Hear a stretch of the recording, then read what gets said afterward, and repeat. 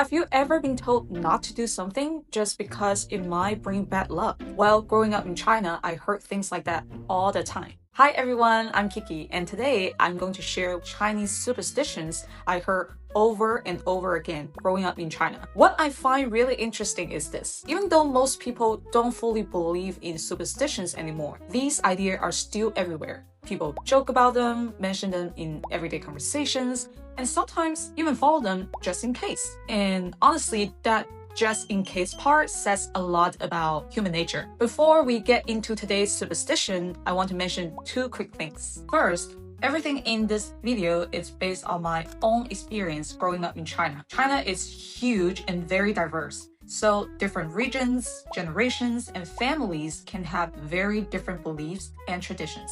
Second, this video isn't about saying whether superstitions are right or wrong. I'm sharing them as cultural stories because whether or not people believe them today, they still reveal something real about how people think.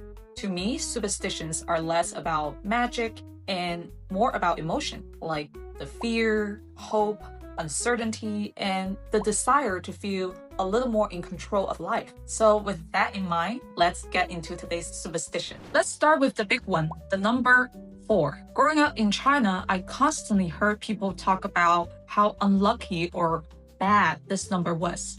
I also saw how hard people try to avoid it whenever they could, but as a kid, I never really understood why. It wasn't until I got older that I finally figured it out. In Mandarin Chinese, the word for number 4 is written as 四 and pronounced 四. And if you say that out loud, 四, it sounds remarkably similar to the word for death, which is written as 死 and pronounced 死. The main difference is in something called tones. Mandarin is a tonal language, which means that the pitch or the rise and fall of your voice changes the meaning of a word. The tones of these two words are slightly different. 四 uses a falling tone, while 死 uses a falling rising tone.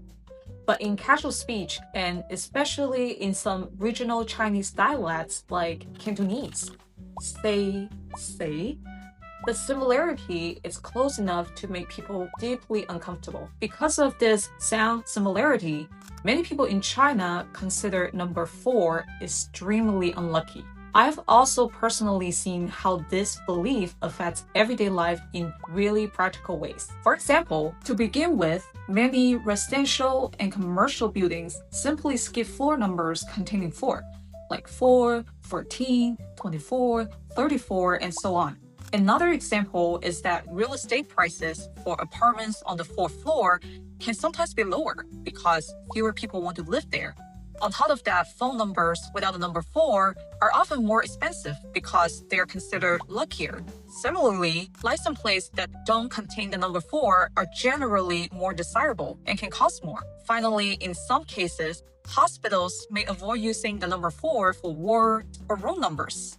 Of course, not everyone in China is terrified of the number 4. In some places, people treat it like just a normal number. And honestly, a lot of younger people, including me and my friends back in China, mostly joke about it more than anything else. But even then, when it comes to serious situations like business, real estate, weddings, or giving gifts, many people still prefer to avoid the number 4 anyway. It's kind of a better safe than sorry situation. Well, if 4 is the villain, then number 8 is the superhero. Growing up in China, I saw the number 8 everywhere. People wanted it in their phone numbers, license plates, apartment numbers. Honestly, anything they could attach a number to. And interestingly, the reason people love number 8 is actually very similar to why people avoid number 4. In Mandarin, the number 8, 八, sounds a lot like 发, which means to prosper, to get rich, or to flourish.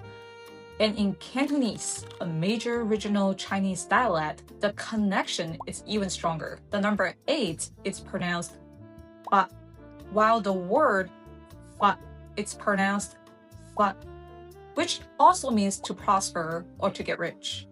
That sound similarity makes the association feel even more powerful. And trust me, this belief around the number 8 runs really deep in Chinese culture and has a huge influence on how people think and make choices. In 2025, during the Lunar New Year holiday, there was a special license plate auction in Hong Kong. A lot of people joined in to bid for lucky and rare plates, and the most wanted one was simply 88.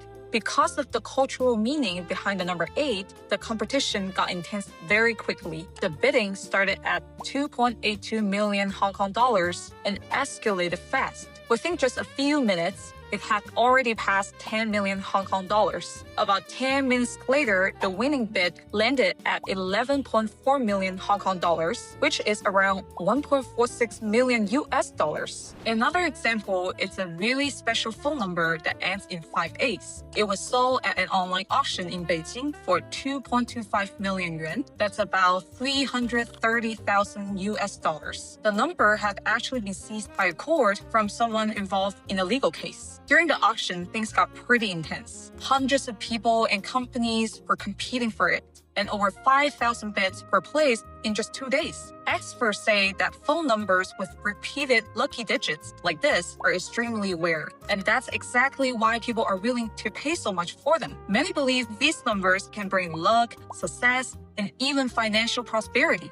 Then there's the 2008 Beijing Olympics. The opening ceremony was planned very intentionally. It began on August 8, 2008 at exactly 8:08 p.m. and 8 seconds local time. That's not a coincidence. The organizers clearly understood the symbolic power of the number 8 and built it directly into the timing of the event. In my everyday life in China, the number 8 shows up constantly. Business deals are often scheduled on dates with 8s. Prices ending in 8s, like 88 yuan or 888 yuan, are seen as especially lucky and are very common in retail. Apartments with number 8 tend to sell for higher prices. Even wedding dates with multiple 8s can be booked years in advance. Personally, I think the Chinese relationship with number luck is way more systematic, economically influential, and deeply embedded in daily decision-making than most people outside of China realize. And that's today's Chinese superstition. Whether you find it funny, strange, relatable, or surprisingly logical, I think these kinds of beliefs are a reminder that every culture has ways of explaining the unknown. Now, I'm curious about your experience. Do you have any superstition in your own culture that other people might find surprising or unusual? Or was there anything in today's video that surprised you the most? Leave a comment below because I genuinely read every single one. And I always enjoy learning about traditions and beliefs from different parts of the world. If you'd like to see more content like this, don't forget to like, subscribe, and share. Thanks for watching, and I will see you in the next one. Bye!